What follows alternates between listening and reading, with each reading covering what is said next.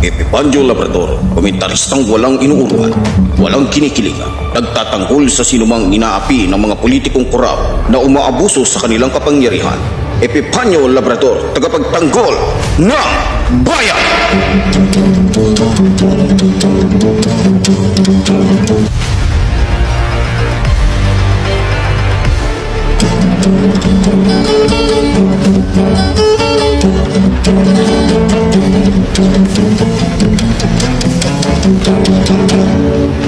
Okay, magandang araw po sa inyong lahat, mga minamahal kong mga kababayan. Anumang oras po na mapapanood po ninyo ito pong ating video, ano. So sa araw pong ito, mga minamahal kong mga kababayan, pag-uusapan pong muli natin ito pong si Philip Salvador, Philip Salvador, na kung saan talagang masasabi mong takaw na takaw sa pera, Alam niya, mga minamahal ko mga kababayan, marami po kasi nagtatanong sa akin, karapat dapat po ba daw na itong si Philip Salvador ay maging senador? Alam niyo, kung ako po tatanungin ninyo, mga minamahal ko mga kababayan, hindi na po tayo magpapaligoy-ligoy pa dito, no? Sa dami-dami po na mga mahuhusay, magigiting, may pinag-aralan, kung ako po tatanungin ninyo, wala pong kapasidad ito pong si Philip Salvador na maging senador. Bakit ko nasabi? Unang-una po, mga minamahal kong mga kababayan, wala po tong natapos. Balita ko nga, parang mas matalino pa dito si Manny Pacquiao. At mas may pinag-aralan pa dito si Manny Pacquiao.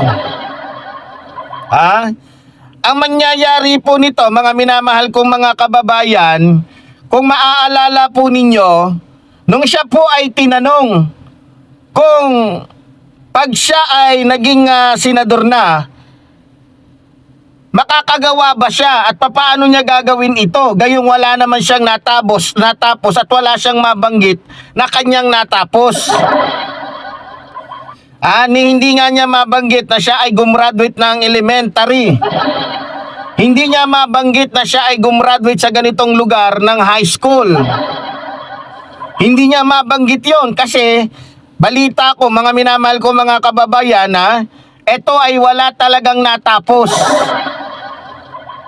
Mga minamahal ko mga kababayan, kaya lamang ito nagkaroon ng dahil sa kumbaga dahil nga ay artista. Yon, medyo nagmukhang tao po. No? So, ang gusto niya, sabi niya, kapag siya daw ay nahalal, hindi daw mahirap na gumawa ng batas dahil may mga abogado naman siya. Nakikipagtulungan naman daw siya sa pulis, sa militar. No? Makikipagtulungan daw siya. Putang ina mo ka. Tsaka ka lang pala makikipagtulungan kapag ikaw ay nasa pwesto na. Ganun ba yon? Nako, delikado tayo dyan, mga minamahal kong mga kababayan. Kung ako po, ang tatanungin ninyo, kawawa po ang taong bayan sa taong yan. Nakita naman po natin na walang kapasidad yan. Walang alam yan. Wag na po natin dagdagan pa yung problema ng ating bansa. Marami na nga pong nagsisisi ngayon dahil nabudol sila ng isang artista. Katulad po nito ni Robin Padilla, na akala natin pwede nating ipambala doon sa Senado, yung pala tatanga-tanga. Kalaunan, nalaman na lang natin nang nagrereklamo yung bobo. Dahil hindi daw siya makasabay doon sa mga senador. Lalo na kapag ito ay nag-uusap at ang kanilang pinag-uusapan ay tungkol sa batas. At siya ay dumudugo ang ilong kapag ka nagsasalita na itong mga ito ng English. Ewan ko ba naman kasi dito kay Marian. Rivera ba yun? Huwag ako nagkakamali, yung asawa niya. Ba't naman kasi hindi mo tinuturuan si Robin Tanga? Nag-asawa na kayo lahat-lahat. Balita ko po kasi kahit siguro turuan daw ito ng 24 oras dahil ang laman ng utak nito ay pulbura, hindi talaga matututo ito. Dahil kayabangan lang ang alam nito sa buhay. 'Di ba? Galit na galit, mga minamahal kong mga kababayan. Galit na galit po itong si Robin Padilla, kapag ka nag-i-English na itong mga mambabatas, 'di ba? O ang ating mga senador. Ano na lang kaya ang mangyayari kapag si Philip Salvador ay nandoon sa Senado? Ano ang gagawin ni Philip Salvador doon sa Senado? Uupo, maghihintay ng sweldo, makikinig, o baka tutulad din siya dito kay Robin Padilla na habang naghihiring dyan sa Senado, eto namang isa parang kambing, nguya ng nguya na para bagang kumakain lamang sa loob ng bahay. Di ba? Nakuha ninyo, mga minamahal kong mga kababayan? Problemado na po ang bansa natin. Dito po kay Robin Tanga. Tapos dadagdagan pa natin. Naku, malaking pahirap na po yan, mga minamahal kong mga kababayan. Huwag na po nating dagdagan pa yung paghihirap o problema ng ating bansa. Akala natin kapag si Robin Padilla ay naging senador, mababawasan ng suliranin, lalo pong nadagdagan. At tuwing buwan-buwan po nangihinayang ang Pilipinas, ang taong bayan. Dahil yung pera natin na dapat ay nalalagak at naibibigay sa tamang tao ay nabibigay po sa taong bobo. Magkakalat lang ho. Uulitin ko sa inyo. Magkakalat lang po ng baho. Magkakalat lang ho itong si Philip Salvador dyan sa Senado. Yung Senado, para po yan sa mga taong may alam sa batas. Yung Senado, para po yan sa mga politikong mayroon pong karanasan. Ito, ang karanasan ni Philip Salvador ay naging alalay ng balalay ni Rodrigo Roa Duterte. Biro mo ang taas agad ng ambisyon nitong ni Philip Salvador. Ang taas-taas ng ambisyon. Akala niya, dahil siya ay nasa mga Duterte, magiging senador din siya katulad nitong ni Robin Tanga. Ewan ko lang kung mananalo ito Pero marami pong tatakbo ng pagkasenador na mayroon pong sapat na kaalaman. Natitiyak ko po na kung magnanakaw, si Raulo, gago, demonyo, bobo, itong si Robin Padilla, mas grabe to. Kitang-kita naman po sa pagmumukha po nitong ni Philip Salvador.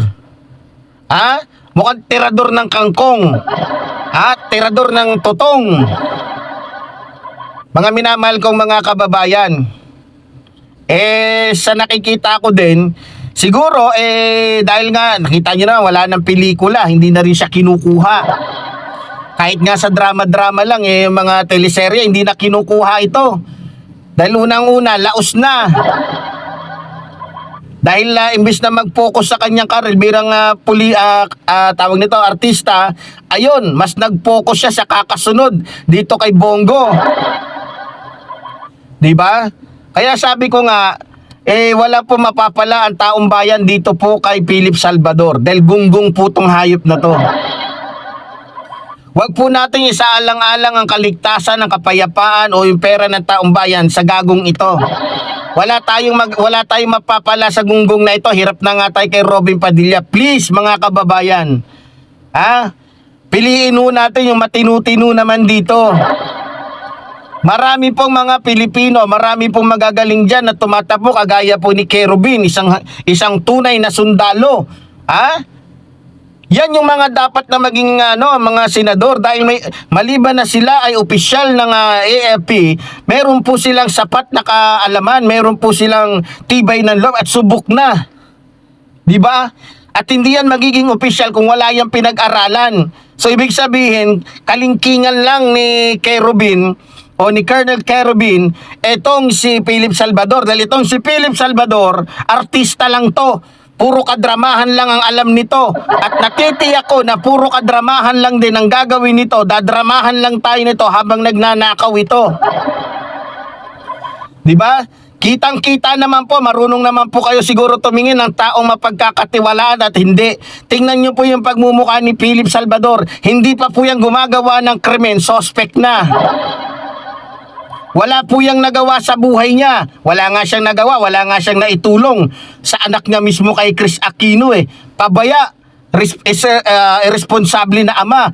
Paano pa kaya siya magiging isang mabait at magiging isang tunay na lingkod bayan? Sa kanyang sariling anak nga eh. Ha? Responsable, irresponsable. O paano siya magiging responsable? Paano siya magiging katiwa-tiwala na maglingkod sa taong bayan? Yung anak nga niya eh. Di ba? Yan na lang ang isipin nyo. Diyan na lang po kayo bumatay, mga minamahal kong mga kababayan. Magnanakaw po yan. Ako na nagsasabi sa inyo. Ang unang-unang gagawin niya ni Philip Salvador, magnakaw. Ang unang-unang iisipin niya kung saan siya magsisimula at magkano yung kanyang kukupitin. Magkano yung kukunin niyang komisyon doon sa mga project na gagawin niya. Tandaan ninyo, tao po yan ni Rodrigo Roa Duterte.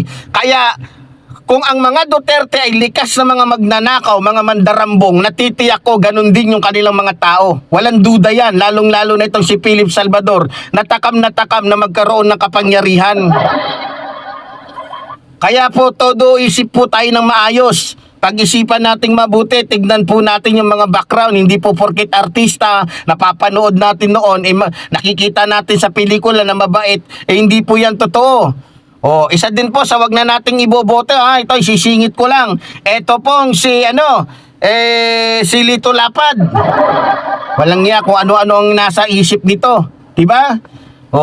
Tingnan niyo matagal na sayang yung pera ng taong bayan dahil si Lito Lapad nasa Senado. Kaya kinakailangan mag-isip na po tayong mga Pilipino, wag na nating sayangin yung pera na kung saan ibinibigay natin sa mga wala namang kwenta. Di ba? Marami po dyan tumatakbo ngayon na mga senador na karapat-dapat po, mga minamahal kong mga kababayan. Kung ikukumpara natin si Ben Tulfo dito po kay Philip Salvador, kay Ben Tulfo po tayo, mga minamahal kong mga kababayan. Ako na po nagsasabi sa inyo, kung ikukumpara natin si Ben Tulfo at itong si Philip Salvador, kay Ben Tulfo po tayo dahil talagang subok na po at hindi pa man siya politiko ay matagal na tumutulong at talagang ginagamit niya ang kanyang tapang, ang kanyang katapatan sa mga Pilipino. Wala na pong duda yon. Kung ipagtatapat natin si Ben Tulfo dito kay Philip Salvador, mag-Ben Tulfo na po tayo dahil alam po natin na sa unang-una pa lang ay nakita na po natin yung kanyang katapatan, yung kanyang katapangan. Kung naaalala ninyo, tanging si Ben Tulfo lang po ang bumangga kay Arnie Tevez na kung saan dahil siya yung nagsimula nito, ayun, nagtapos po ang karir nitong ni Arnie Tevez. Diba? Kamusta ka na, Brad? Arnie Tevez, kamusta bay? Best friend. Miss na kita, best friend, Tevez. Miss ko na tong kaibigan ko na to eh. Ewan ko kung tinubuan na ba ng buhok to. Balita ko, best friend Tevez, dadaling ka na daw dito sa Pilipinas. Good luck huwag kang mag-alala, pagbalik mo dito, game muli tayo. Game muli tayong dalawa, aaraw-arawin na naman kita. Miss na kita, Arnie Tevez. So yun, mga minamahal ko mga kababayan, wag po tayong bumoto, wag nating iboto itong si Philip Salvador na kung saan magpapalaki lang po ito ng itlog dyan sa Senado. At magnanakaw lang ho ito ng magnanakaw katulad po ng kanyang amo. Kaya kung mahalaga sa inyo ang pera natin, mahalaga sa inyo ang ating bansa, wag po tayong magpaupo ng mga taong ang kanila lamang pagsisirbisyuhan yung kanilang among si Digongyo. Kaya mga minamahal ko mga kababayan, magkaisa po tayo na wag magpaupo, lalong-lalo na ng mga kaalyado nitong mga Duterte dahil alam natin itong mga ito ay maka-China. Wag tayo magpaupo ng mga tao na kung saan ay maka-China. Mga traidor sa ating bansa. Ang iboto po natin yung katulad po nila Ben Tulfo at sino pa ba yung isa? Itong si Senador Rapi Tulfo at itong sino pa ito? Si Erwin Tulfo. Yan yung mga dapat na iboto, 'di ba? Kasi talagang subok na, at tsaka masasabi mo talagang na kahit hindi pa sila politiko, marami na po silang natulungan. Hindi na dapat silang dapat magsalita pa dahil alam na natin kung ano at sino sila, ano na yung kanilang nagawa sa mga Pilipino. Hindi po katulad ng iba dyan, katulad ni Philip Salvador, yung kanyang anak, hindi nga niya natulungan, tapos pag nagsalita, akala mo naman kayang-kaya niya tulungan yung isang barangay. Yung anak nga niya kay Chris Aquino, na iisa lang, hindi niya natulungan, barangay pa kaya. Mas lalo na yung buong Pilipinas. Di ba? Kaya wag po tayo maniwala sa taong tulad niyan, lalo na pag malaki mata. Delikado po yan, may masama po yung hangarin. Kaya lagi natin babantayan itong si Philip Salvador. Hindi po tayo titigil hanggat hindi po ito hanggang sa matapos po ang eleksyon, hanggang sa matalo po ito. At sisiguraduhin ko, pipikatan ko to si maliban na lang kapag ginamitan ni Sara ng tawag nito, magic. Alam niyo naman magic eh. Di ba? So, mga kababayan ko, abangan po ninyo yung mga susunod pa na mga videos natin na kung saan inuupakan po natin itong malaking mata na to, na kung saan ang taas ng lipad, wala namang ibubuga. Sa totoo lang sa susunod na eleksyon ng mga senador, kung tatakbo si Robin, hindi na po mananalo yan. Dahil unang-una, dala na po ang mga Pilipino sa mga senador na tanga, bobo, walang magawa sa buhay, no? So muli po, tulad po na sinasabi ng inyong lingkod, mabuhay po ang ating inang bayan, mabuhay po ang nagmamahal sa ating inang bayan. Maraming salamat po.